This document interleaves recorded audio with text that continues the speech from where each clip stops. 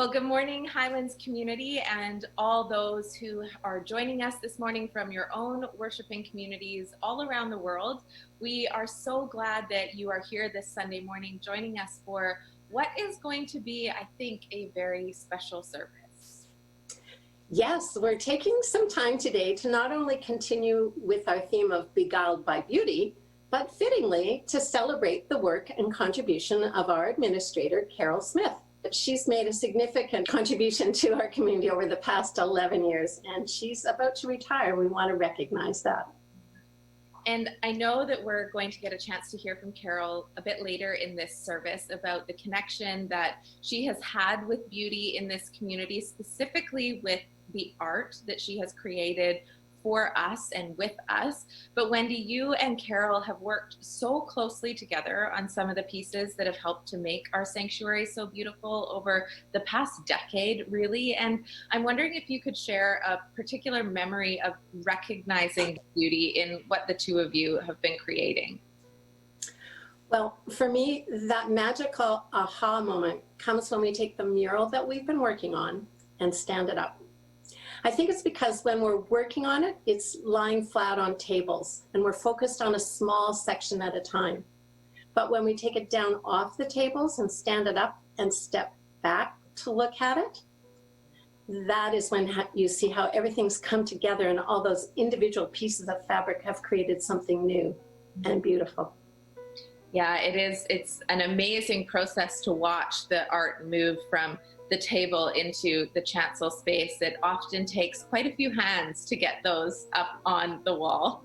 I remember one summer that Ali and I were running a day camp and we dreamt up this wild safari theme. And before we had even finished expressing the theme to Carol in its fullness, she had created, with the help of you and your visual arts team, this amazing African savanna piece that was like 10 feet wide and 10 feet high, and it transformed the space so entirely that I remember some of the children that came to camp had a hard time even recognizing the space as what it had been just the day before on Sunday morning. Yeah, it's amazing how beauty can transform our spaces into places of absolute reverence and sacredness. Yeah. And so I would invite you at home to take the remaining few minutes before worship starts to do something special with the place you're worshiping in today. You can light a candle, wipe a cobweb away, place a flower, something to remind you that this time we spend together is special. I love the fuchsia daisies that you have in your background this morning, Wendy, and I have a taper candle that has pressed flowers on it that I will be lighting for worship. So as you are all taking this time to do that, may you consider the people and the circumstances that you would like held in prayer today and throughout the rest of this week, and let us know who those people are in the chat box or by emailing prayers@highlandsunited.org, and we can hold those with you as we go forward. Oh. And after the service this morning, we'll be gathering for our own short coffee hour to continue the conversation about beauty and our space, and maybe even share some memories of how Carol's art has inspired us personally. And if you haven't received the link for that in the Friday email, go ahead and email Andrea Irwin. That's Andrea.Irwin at highlandsunited.org. Yeah, fantastic. And we will send that link right out to you. And Wendy and I will see you right back here when worship ends.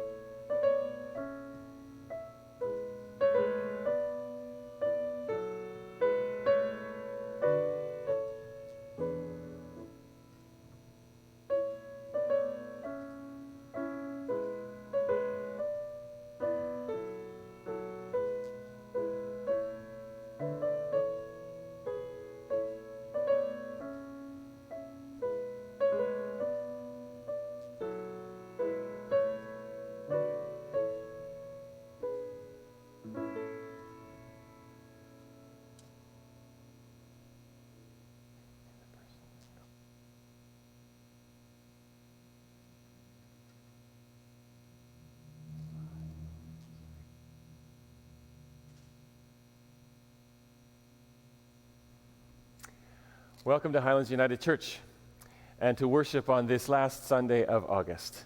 My name is Will Sparks, and I lead a team of people who are in ministry here at Highlands United Church. This week we are not worshiping together with St. Andrew's Wesley United Church, as we have been all through this pandemic. They are worshiping separately in order to celebrate a ministry that has been among them for 35 years, the music ministry of Daryl Nixon. So if you missed that memo and want to be a part of that celebration, just go to standrewswesley.com and you will find a link to that celebration and you can join in. So the separate worship this morning also allows us to recognize a ministry that has been happening within our church for 11 years now, as Wendy and Andrea mentioned, the work of Carol Smith as our church administrator. Some of what will happen today will honor the ministry that God has made possible through Carol, and we give thanks to God for that. This beautiful piece of artwork was instigated by Carol as a part of a visual arts process that you will hear more about in a little bit. And we celebrate the way in which God draws us into the creation of beauty and beguiles us with the possibility that we too could be a part of it, that we could be co-creators with God. Now, I want to welcome you from wherever you are this morning. I'm here along with our Minister of Community Development, Sandi Parker, along with our music minister, Geordie Roberts, and Bella Kershaw, and Jessica Keefe, and Elliot Best and Liam Roberts are on tech this morning, and we have a cadre of online greeters as well. So thanks to all of that ministry that's going on, and thanks to you for being a part of it as well. Feel free to join us for coffee afterwards.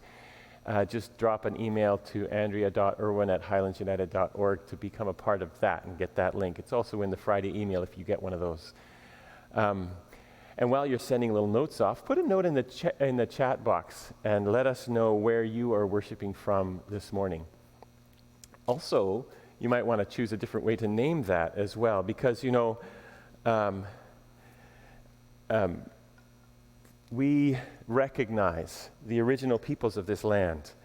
And you might mention the original peoples of the land where you are worshiping from. In our case, here in North Vancouver, British Columbia, this is the traditional lands of the Coast Salish peoples, the unceded territory of the Squamish, the Tsleil-Waututh, and the Musqueam nations, who have continuously stewarded the land and continue to steward the land for centuries upon centuries. And we seek to be in renewed, right relationship with those people, in a new sense of partnership on this land. In the last few weeks, we have been opening our eyes and ears and minds and hearts to the way in which God draws us into life and draws us into a creative process, beguiled by the beauty of God, but beguiled by the possibility that God might involve us in that.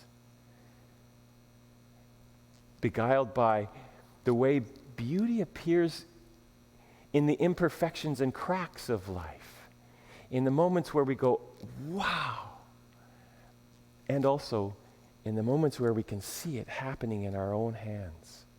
Created in the image of God, we are co-creators with God in expressions of heart and mind and soul that are beautiful. And as we light the Christ candle, we proclaim that God is alive and afire in the world, in the person and gospel of Jesus Christ, who was known as the light of the world, and in the Spirit blowing through this place, the light of Christ.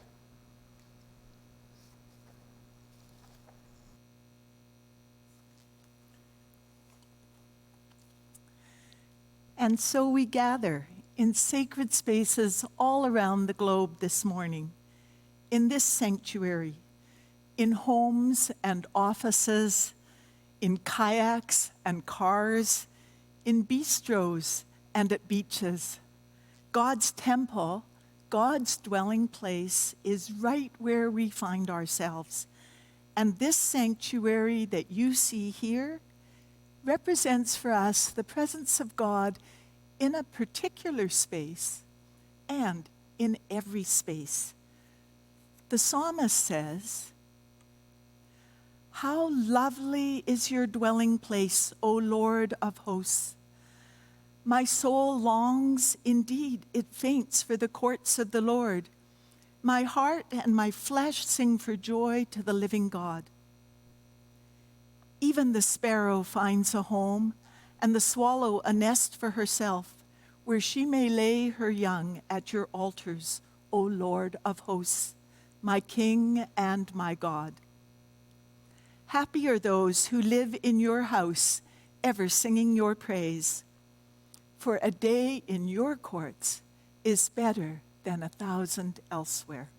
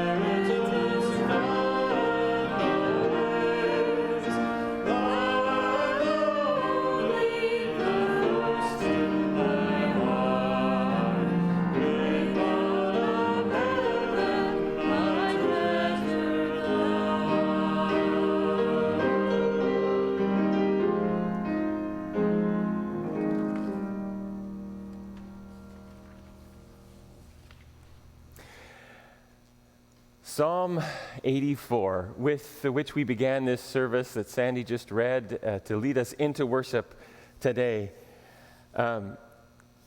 draws our attention to the joy of worshiping in sacred space. How lovely is your dwelling place, O Lord of hosts. And our readings this morning are from the book of Exodus, from a little section in the book of Exodus in the Hebrew Scriptures. The people are following Moses through the desert, and there's 10 whole chapters in the middle of the book of Exodus that draw attention to God's instructions as to how to create a sacred space. And it's a sacred space on the run. It's a sacred space as you go. It's a kind of a portable worship space. But 10 whole chapters in the book of Exodus to list off how to create this space. And on this morning, when we are celebrating sacred spaces and the ministry of Carol Smith in the creation of some of those sacred spaces in all these years, it just seems right to that we should reflect on the way that we create beauty in our sacred spaces in order to worship more fully and draw ourselves closer to God. There are many ways that we create beautiful space. In architecture, in lighting, in music, in artwork, in the way that we move through the space. So part of this reading will be punctuated by a dance that it also embodies a kind of a creating of beautiful sacred space. So a reading from Exodus 25. The Lord said to Moses, "Let the Israelites take for me an offering from all whose hearts prompt them to give. You shall receive the offering for me. This is the offering that you shall receive from them: gold, silver, and bronze, blue, purple, and crimson yarns, and fine linen, anointing oil, and for the fragrant incense, onyx stones and gems to be set in the ephod, and for the breastpiece. And have them make me a sanctuary, so that I may dwell among them." And they came, everyone whose heart was stirred, and everyone whose spirit was willing.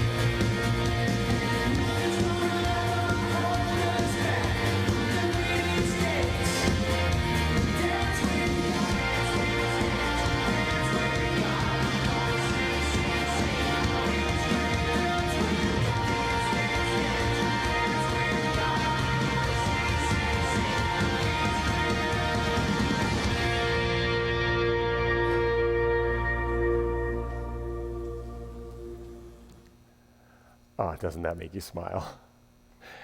And so they came, all who were of a willing heart, and brought brooches and earrings and signet rings and pendants, all sorts of gold objects, everyone bringing an offering of gold to the Lord. And everyone who possessed blue and purple and crimson yarn and fine linen and goat's hair of tanned ram's skins and fine leather brought them. Everyone who could make an offering of silver or bronze brought it as the Lord's offering. And everyone who possessed acacia wood, of any use in the work brought it. All the skillful women spun with their hands and brought what they had spun in blue and purple and crimson yarns and fine linens. All the women whose hearts moved them to use their skill spun the goat's hair. And the leaders brought onyx stones and gems to be set in the ephod and the breastpiece, and spices and oil for the light, and for the anointing oil, and for the fragrant incense. All the Israelite men and women whose hearts made them willing to bring anything for the work that the Lord had commanded by Moses to be done, brought it as a free will offering to the Lord. Hear what the Spirit is saying to the church. Thanks be to God.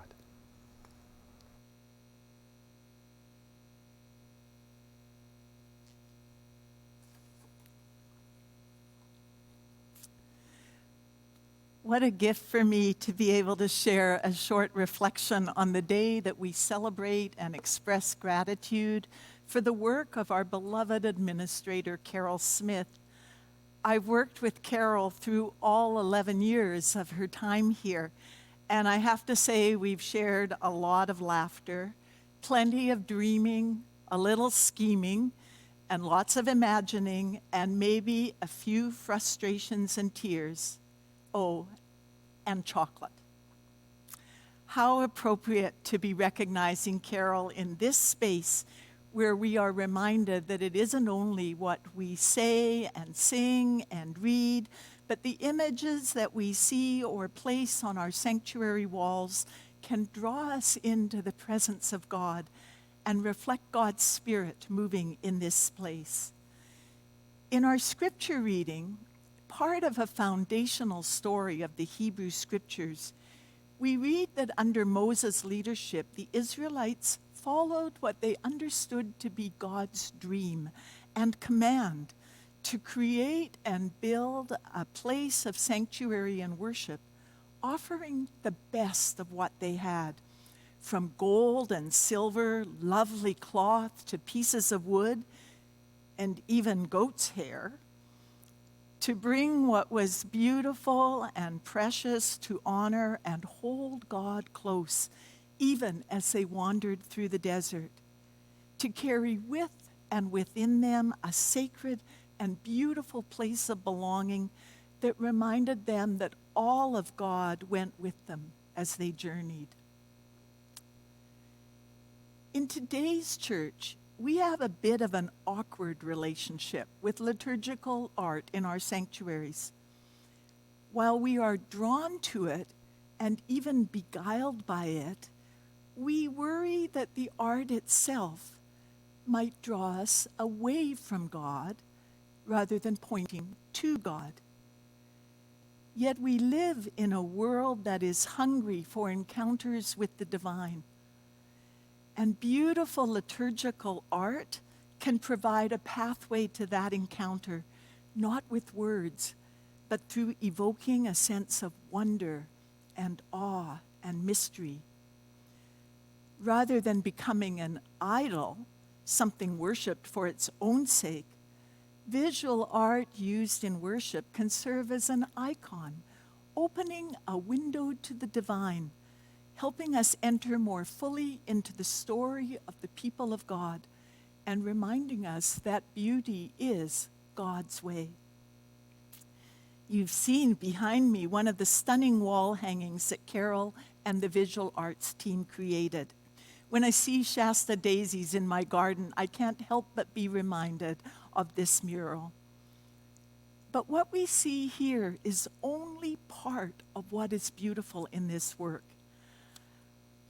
I can remember peeking in on some of the visual art group sessions and watching how under Carol's leadership, people tentatively and later with more confidence twisted and shaped and scrunched and glued remnants of recycled fabric to create something beautiful. And they celebrated each other and their gifts and what had been created.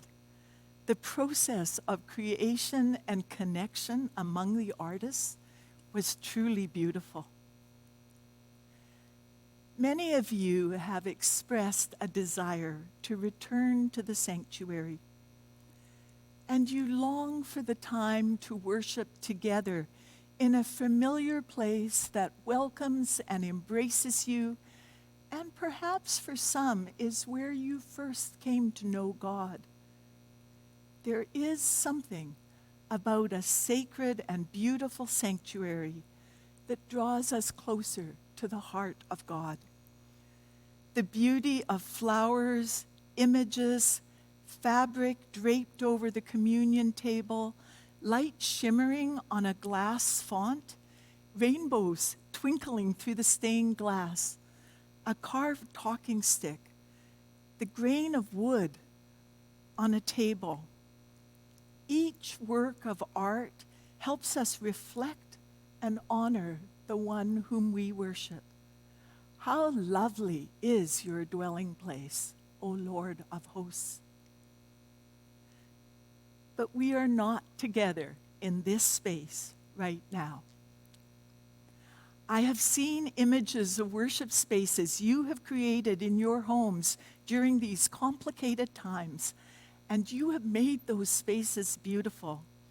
Perhaps your window frames your liturgical art, a view of a garden or a forest or a city street or an urban space. Perhaps you sit in a garden or a park or a forest gazing at a scene so beautiful it could only have been created by a divine hand. Some of you have brought beautiful fabric and candles and chimes, while another might cradle a beautiful sleeping infant or hold the hand of a loved one. How lovely is your dwelling place, O Lord of hosts. Ron Taylor, a professor of religion and nature at the University of Florida, tells about a trip he made with a group of environmental activists to a national forest site. He noticed that when the group entered what he calls the Holy of Holies, the most biologically diverse area in the forest, they used quieter voices, and there was a hushed reverence and calmness. But, he added, what makes a space in nature sacred only begins with its wild beauty or biodiversity. Contemporary religious studies would generally say that whether a religion's sacred space is a built or a natural environment, it's human activity that consecrates those places and makes them sacred. It is human activity, but activity that is intimately entwined with and responsive to God the Creator, and indeed the very humans themselves, that consecrates and makes sacred and beautiful the place, offering their broken and best selves. A beautiful sacred space is made up of the handiwork and heartwork of people.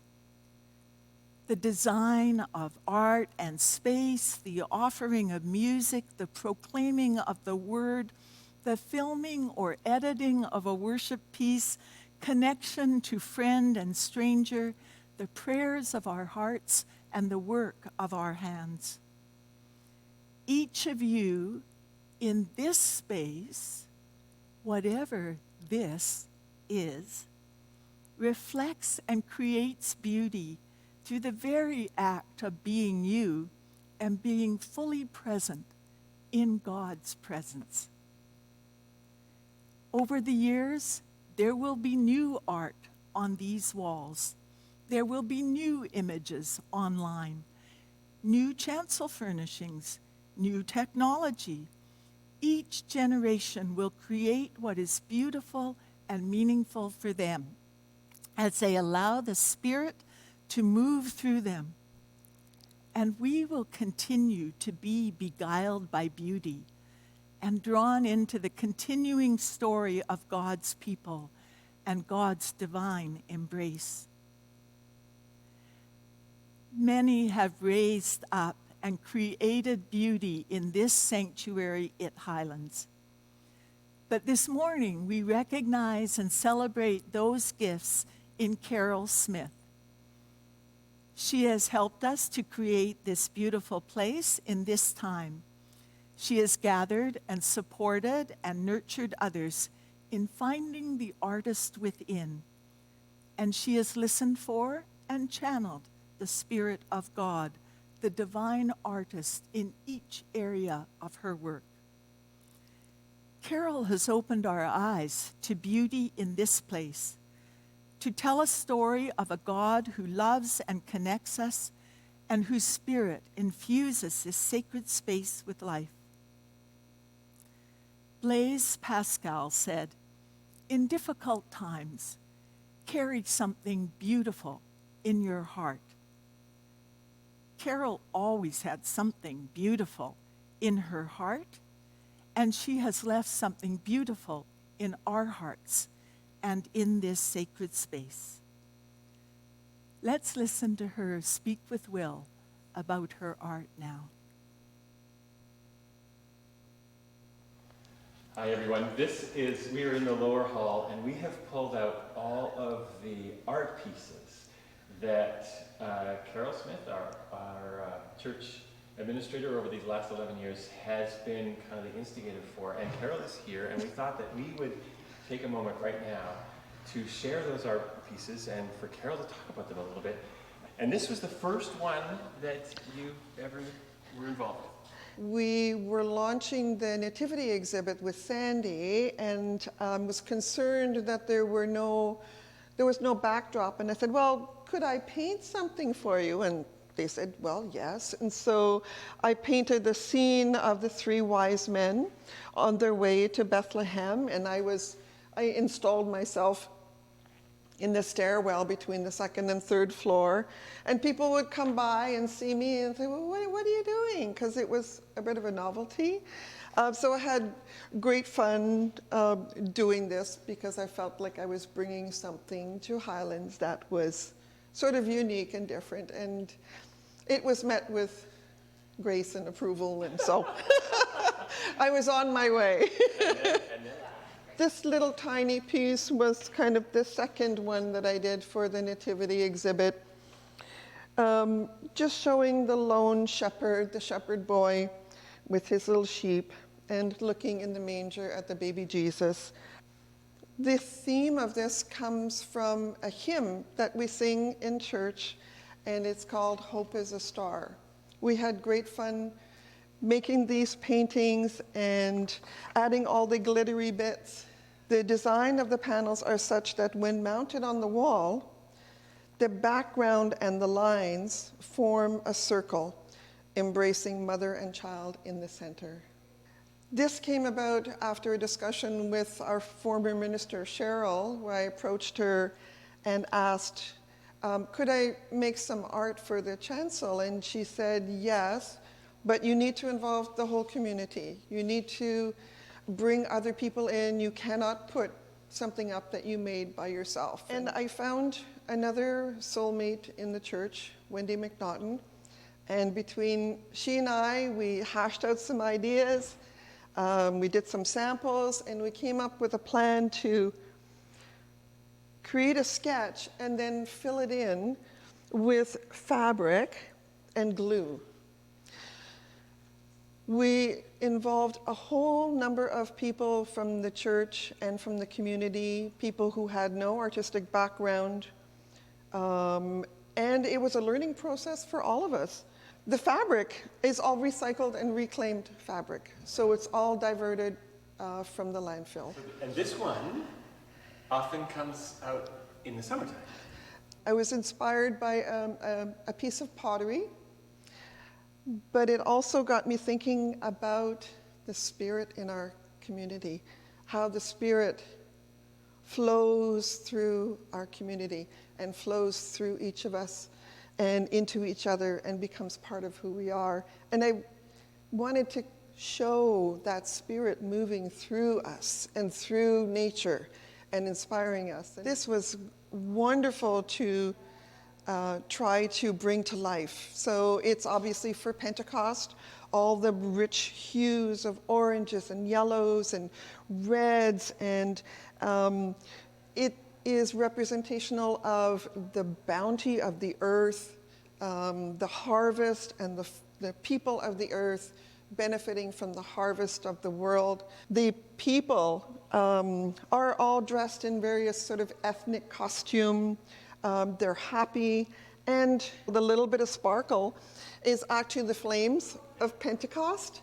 So each person has a little flame of Pentecost, and they're all people of the world. So this piece was something that came from very deep inside that needed to come out. Not sure if it was the Spirit at work in me or something that needed to be expressed as part of the community here. It needed to come out, and my buddy Wendy and I hashed it out and tried to figure out what this thing was that needed to be said and needed to be put on canvas and needed to be shared. Again, the thread that goes through a lot of these pieces is the Spirit moving in our wonderful and beautiful community. And the Spirit is at work here again. The Spirit is flowing through this magnificent wave and crashing down.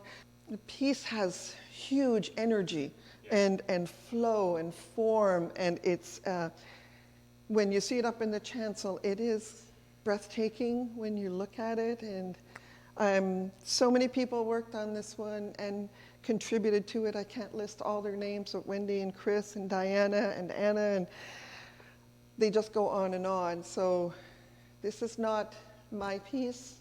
This is our visual arts team, and this is our community. This was a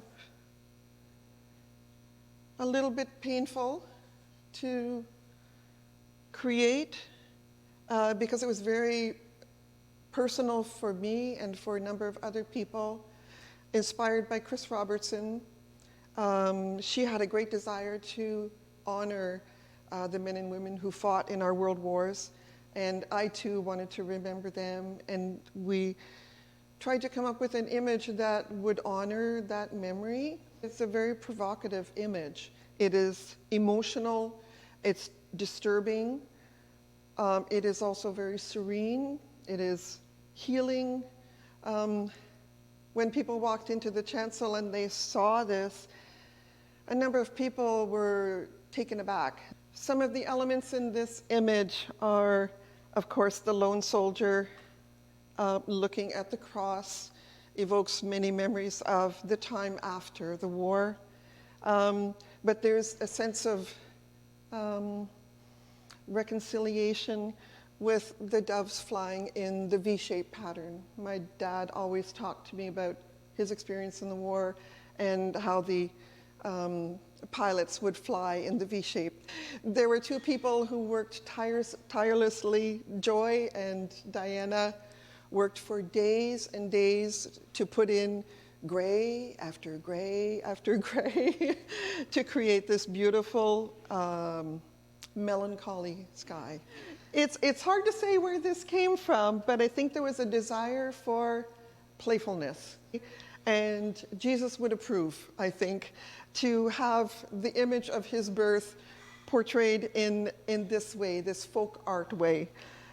We had lots of people involved, and they had so much fun making all these crooked houses and funny houses with different types of fabric. We have our strange shepherds here going down the hill with their sheep. And then we have our little black sheep here. And we have our very elegantly dressed three wise men traveling on their way to Bethlehem. And then as we travel through the township of Bethlehem, and we end up at the stable with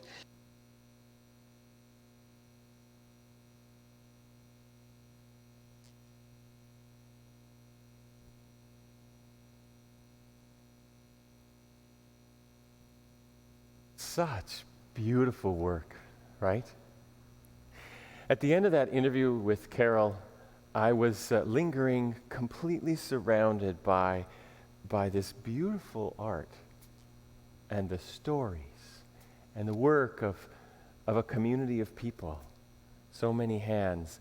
And we were supposed to put them away, pack them back away, because other things need to happen. But I just couldn't bring myself to do that. So actually, they are still up downstairs in the lower hall. And you can go and you can immerse yourself in this beautiful work. And the work of the Spirit, the work of many hands. Just like this piece here. Carol took pains to emphasize that this was not just her work alone, her vision alone, but the work of many learning together, each with their own ideas and own passions and own skills. And it's not just visual art that works that way. Not everyone has that gift, but thank God some do. You may have other gifts: carpentry, biology, leadership, child rearing, laying out a beautiful table, cooking, listening to people as they tell their stories, playing. The creative spirit blows through us all, placing a creative capacity in all of our hands and calling us to play our small part in the great work of healing, reconciliation, justice, and peace. This thread I weave.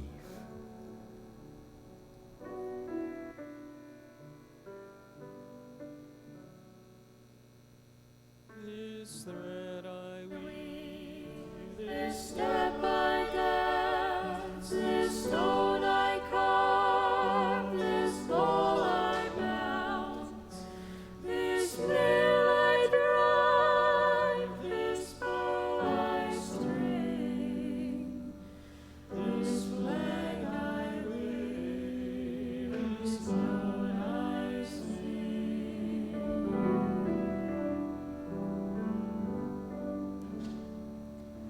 This heart I shape, this fire I light, this fence I leap, this boat I mend, this seed I bless, this drift I mend, this child I raise, this earth I tend.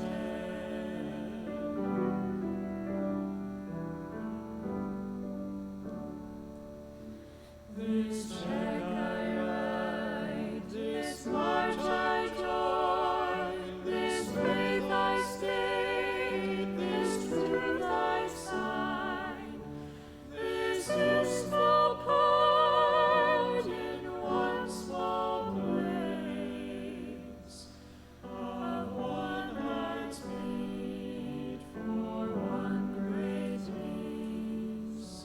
Of one heart's beat for one great peace.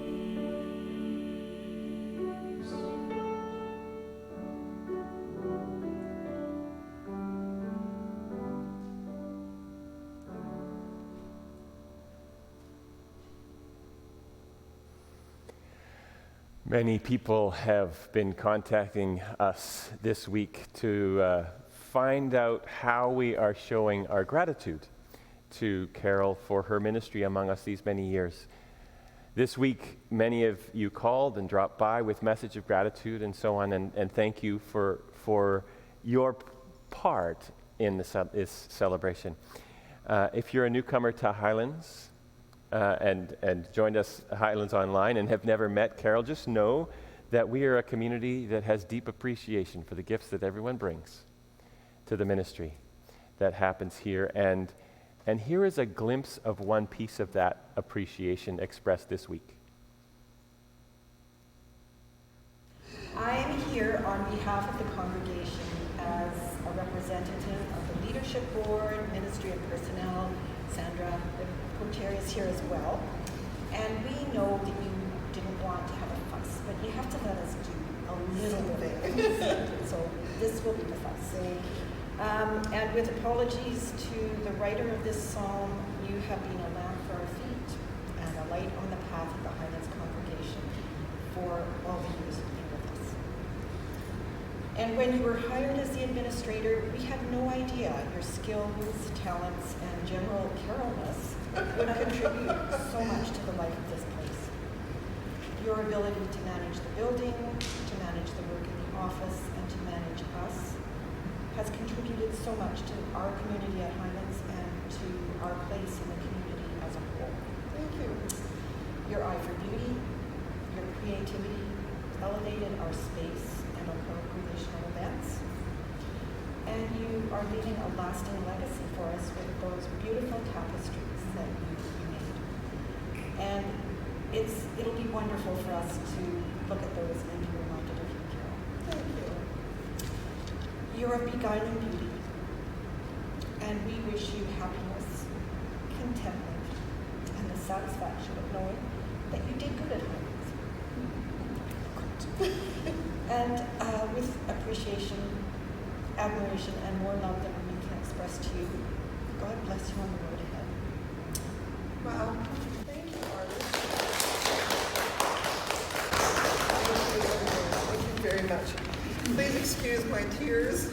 They're tears of joy and appreciation.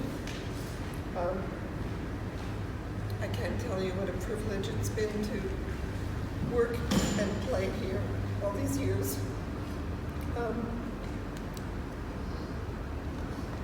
I'm afraid I'm going to cry, so for now I'll just say thank you, and it's been a pleasure. I will see you all again soon.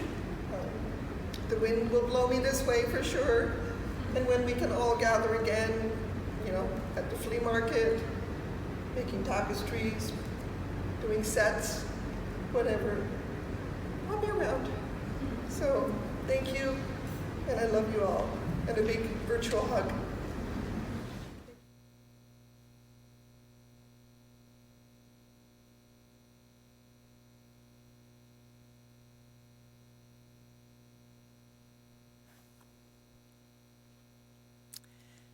Thank you, Carol, for everything.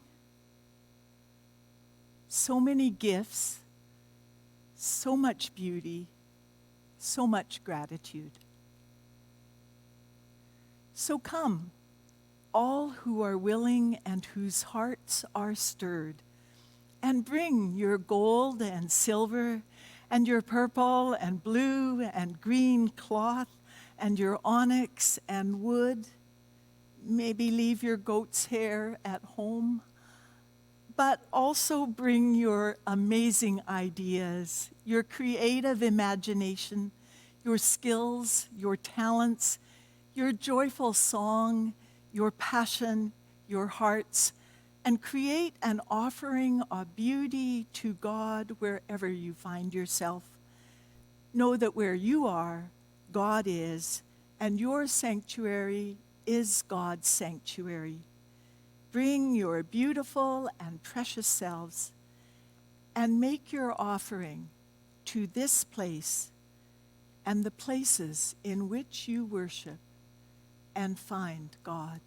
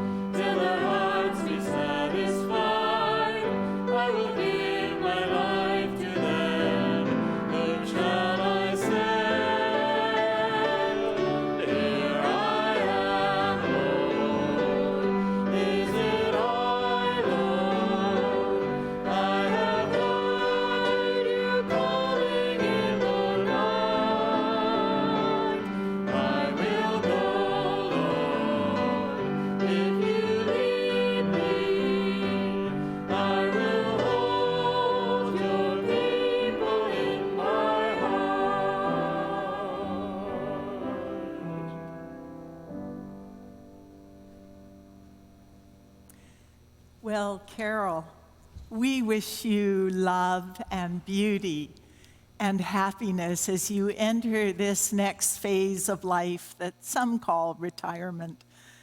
And we pray that the Spirit continues to blow through you and inspire you. And may we all know that God is with us in every space, calling us co-creators, naming us beloved, and sending us out into the world to reflect a gospel of love and light and beauty. And may the beguiling beauty of God, the Creator, the divine artist, and may the divine artistry of God flow through you and flourish in and around you. May the inspiring gospel of Christ be alive in you in a creative way, and may the Spirit of God blow through you and blow you out into the world in beautiful